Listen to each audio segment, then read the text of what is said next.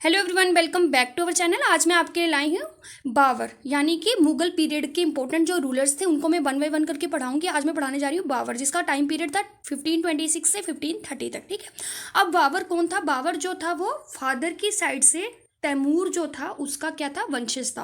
और मदर की साइड से वो माँ की तरफ से चंगेज खान का क्या था, वंशज था। यानी कि उनकी माँ जो थी वो चंगेज खान की फैमिली से बिलोंग करती थी और फादर की साइड से वो तैमूर के वंशज थे। ठीक है, और वो चगतियाई जो सेक्शन थी तुर्किश रेस की एक, उनसे बिलोंग करते थे और कॉमनली उनको क्या कहा जाता था, मुगल्स। ठीक है, अब ओरिजिनली जो बाबर था वो कहाँ पर रूल करता था? फरगना में। ये कहाँ पे पड़ता है? अफगानिस्तान में। लेकिन बाद में उसको इंडिया पर अटैक करने के लिए दौलत खान लोधी, जो पंजाब का सूबेदार था, आलम खान लोधी, ठीक है, जो कि इब्राहिम लोधी के अंकल थे, और राणा सांगा, इन तीनों जो ये जो तीन पर्सन थे, इन्होंने बाबर को भारत में इनवाइट किया था कि वो क्या करें, भारत पर आक्रमण करें। एक्चुअली जो आलम खान लोधी था वो इब्राहिम लोधी का जो चाचा था, यानी कि अंकल था, और वो चाहता था कि वो क्या करे, इब्राहिम लोधी को हरा दे ताकि बाद में मैं वहाँ पर क्या करूँ, शासन करूँ। लेकिन ऐसा पॉसिबल नहीं हो पाया था। ठीक है, और वो भारत में अपने पांचवी जो उसने युद्ध किया था, यानी कि बैटल ऑफ पानीपत जो था 1526 में,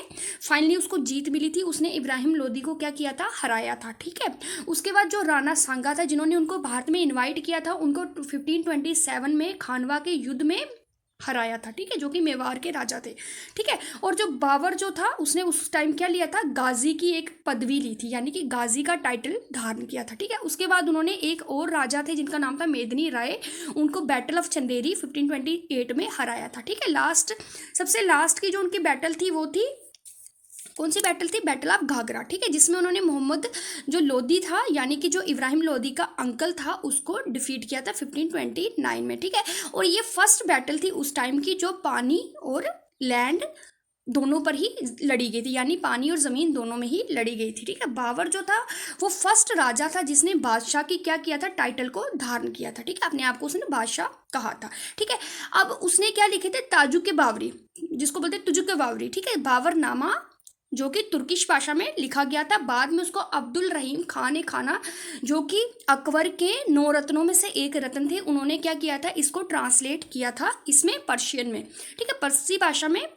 उसको क्या किया था, फारसी भाषा में उसको क्या किया था, ट्रांसलेट किया था। उसके बाद इंग्लिश में उसको मैडम बेवरेज जो थी उन्होंने ट्रांसलेट किया था। ठीक है, उसकी जो विक्ट्री थी, उसने काफ़ी ज़्यादा जो तोपें थी और जो गन पाउडर था उसको इंडिया में फेमस की कर दिया था, क्योंकि बाबर जो था वो तोपों के साथ लड़ता था, इसलिए वो मैक्सिमम जितनी भी बैटल्स होती थी वो जीत जाता था। और उसकी इसी जो टेक्निक थी उसको क्या किया था, इंडिया में वो पॉपुलर हो गई थी। ठीक है, कुशानों के बाद वो पहला राजा था जिसने काबुल और जो कंधार था उसको इंडियन एम्पायर में जोड़ा था, यानी कि लाया था। ठीक है, फाइनली 1530 को उसकी डेथ हो जाती है। पहले उसको आराम बाग यानी कि आगरा में दफनाया जाता है, और बाद में उसको कहाँ लेके जाया जाता है, उसकी डेड बॉडी को काबुल के आराम बाग में। तो ये थी बाबर के बारे में कुछ इंपॉर्टेंट फैक्ट्स। Thank you.